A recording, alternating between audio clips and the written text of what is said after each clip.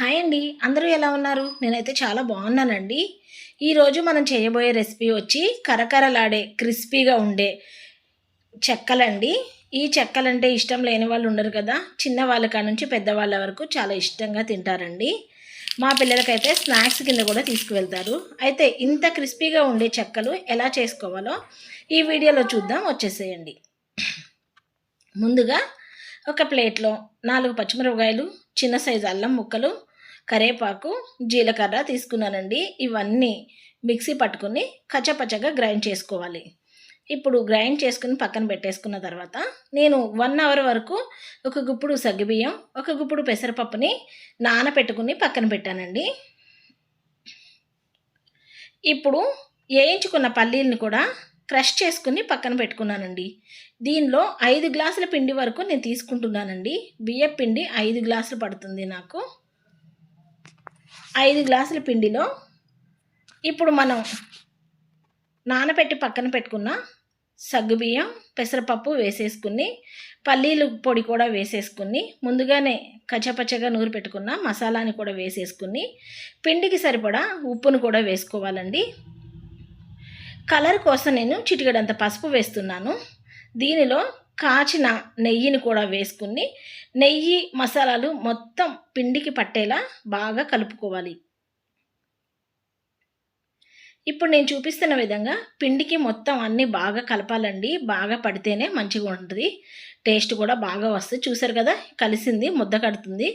ఇప్పుడు కొంచెం కొంచెంగా వేడి నీళ్ళైనా చల్లటి నీళ్ళైనా సరే, వేడి నీళ్ళైనా కలుపుకోవచ్చండి. నేను ఇక్కడ చల్లటి నీళ్ళతో కలుపుతున్నాను. కొంచెం కొంచెంగా వాటర్ పోసుకుని చపాతీ పిండిలాగా సాఫ్ట్గా కలుపుకోవాలండి. చపాతీ పిండి అంత గట్టిగా ఉండకూడదు, కానీ కొంచెం సాఫ్ట్గా ఉండాలి. ఇప్పుడు పిండిని బాల్స్ చేసుకుని పక్కన పెట్టేస్తున్నానండి. ఒక్కసారిగా బాల్స్ చేసుకుని పక్కన పెట్టుకుంటే మనం అప్పాలు చేసుకోవడానికి ఈజీగా ఉంటుంది.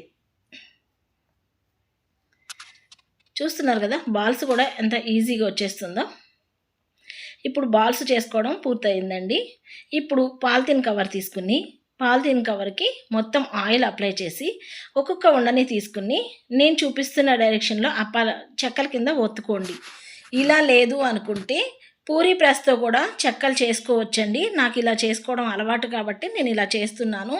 ఇలా రాని వాళ్ళు పూరీ ప్రెస్ను ఉపయోగించండి. చక్కగా వచ్చేస్తున్నాయి. చూసారు కదా, పల్చగా చక్కగా ఎలా వచ్చేస్తున్నాయో.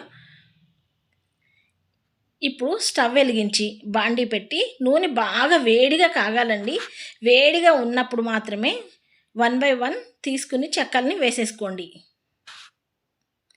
నూనె మాత్రం వేడిగా ఉండాలండి.